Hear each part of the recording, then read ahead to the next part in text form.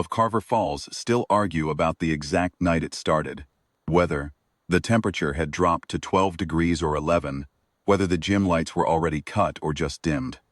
What nobody argues is this. Ray Colton was the last one out of Hargrove High on that Tuesday in November, and he almost wasn't. He'd stayed late to restring the net on the far basket. The kind of job nobody asked him to do and nobody noticed when he did. That was Ray. As Dottie Marsh at the corner diner would tell anyone who sat long enough to listen. He coached the JV boys part-time for $40 a session, drove a 9-year-old pickup that rattled like loose change, and raised his 12-year-old son, Danny, in a house on Sycamore that still had tape, marks on the doorframe where his wife's pictures used to hang. He didn't talk about what he'd given up. He just showed up. So there he was, gym bag over his shoulder, keys out, when he heard the breathing. The bleachers on the north wall fold up against the wall in the off-season, and the gap beneath the bottom row is just wide enough for a tall teenager to press himself into and disappear. Ray almost walked past. Then he stopped, turned back, and crouched down with his flashlight. The boy was 17, with no coat and a trash bag for a pillow. His name, offered in a voice that was careful not to sound afraid, was Marcus Webb. He'd been in the building, tuned sights running. He had no family in Carver Falls, no address on record, and the only reason he was at Hargrove at all was that someone at the county office had pointed him toward the school as a starting place. Ray looked at him for a long moment, then he said, "You eat yet?" That was the whole conversation. Marcus rode in the rattling pickup in silence, watching the dark fields roll by, waiting for the catch. There was no catch. Ray set a plate of leftover chicken and rice on the kitchen table, poured a glass of water, and sat across from him while he ate without rushing him. Danny came downstairs in his socks and stood in the kitchen doorway, reading the situation with the quiet intelligence of a boy who'd learned early that his father's house was a serious place. He looked at Marcus. He looked at his dad. He went back upstairs without a word. The spare room had a bed with a blue quilt and a window that looked out on the backyard. Ray said it was Danny's old room before Danny moved to the bigger one. He said it was there if Marcus needed it. He said he'd drive him to the county office in the morning, if that's what he wanted. Marcus slept in the blue room that night. He was still there 3 weeks later. The thing nobody in Carver Falls understood, not at first, was that Ray had seen Marcus practice. He'd been there the afternoon. Marcus showed up quietly on the field during the tail end of varsity tryouts and asked if he could run a route. Head coach Don Briley had waved him off. No paperwork, no record, no registered address. But Ray had watched the boy run that single route, 60 yards on a diagonal, and he'd felt something shift in his chest, the way it used to shift back when he coached full-time, years ago, before everything changed. Ray had been the offensive coordinator at Millfield College for 4 seasons, a system that 3 of his quarterbacks still ran, 2 of them professionally. He'd left when Danny was 8 months old and his wife was gone, and there was nobody else. He never explained it or complained about it.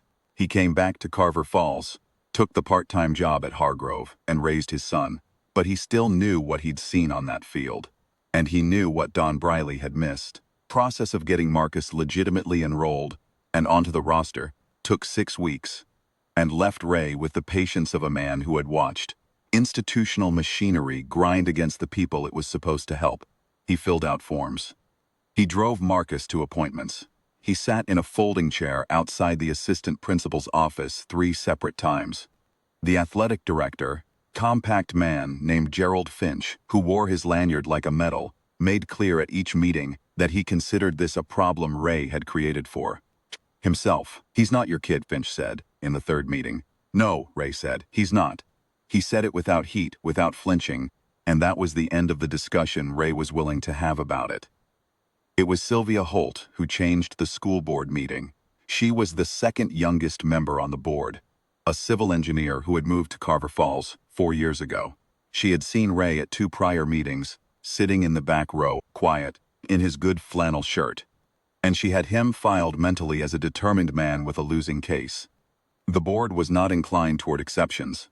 Gerald Finch had made the paperwork problem sound insurmountable. Then Ray stood up. He did not talk about Marcus's talent first. He talked about what a school is supposed to do when a kid shows up at the door.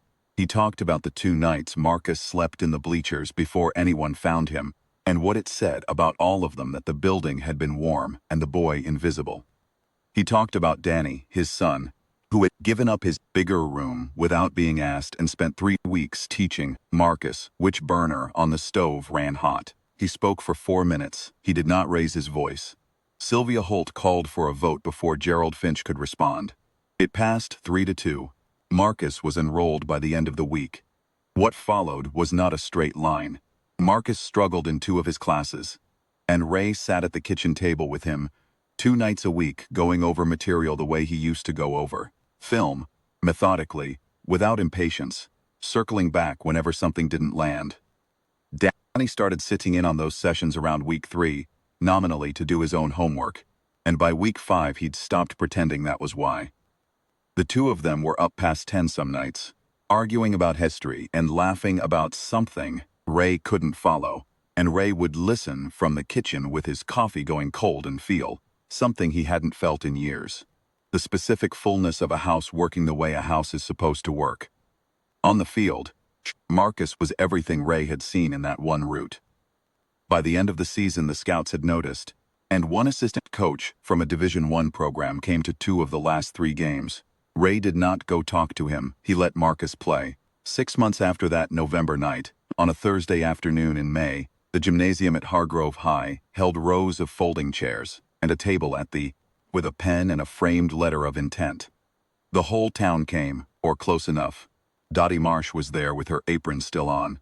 Gerald Finch sat in the 3rd row with an expression that had nowhere comfortable to settle. Sylvia Holt was in the 2nd row, and she had come alone, and she had dressed carefully. Marcus Webb signed his name on the letter of intent, and then sat for a moment with the pen, still in his hand. The room was quiet in the way rooms get when something real is about to be said. "I want to say something about one person," he said. "Because without one person, none of this table, none of these chairs, none of you being here, none of it happens." He found Ray in the back row, which is exactly where Ray had put himself. "Coach Colton found me in the bleachers with nothing and brought me home. He didn't make a speech about it. He made a plate of food and pointed me at a room and trusted me to do the rest." He paused. "I want to do the rest." The room came to its feet. Not all at once. It moved like a wave from the front, and by the time it reached the back row, Ray was already standing, because Danny had grabbed his arm and pulled him up, and Danny was not a boy who usually grabbed anybody's arm for anything. Sylvia Holt turned around from the 2nd row and found Ray's face in the crowd, and the look that passed between them was the quiet kind. The kind that doesn't need a crowd to witness it, that everyone who was watching somehow remembered anyway. Ray drove home that evening with Danny in the passenger seat and Marcus in the back, and they stopped at the corner diner because Dottie had texted ahead and said she was keeping the kitchen open. They sat in the corner booth and Ray drank his coffee hot for once, and Danny and Marcus argued about something football and loud. And outside the window, Carver Falls went about its quiet Thursday evening, not knowing that inside that diner, a family was sitting down to its first official meal. It wasn't the meal that made it a family. It was everything before it, in a house on Sycamore Street, where the tape marks were still on the doorframe. A man who showed up quietly, gave what he had, and never asked to be seen.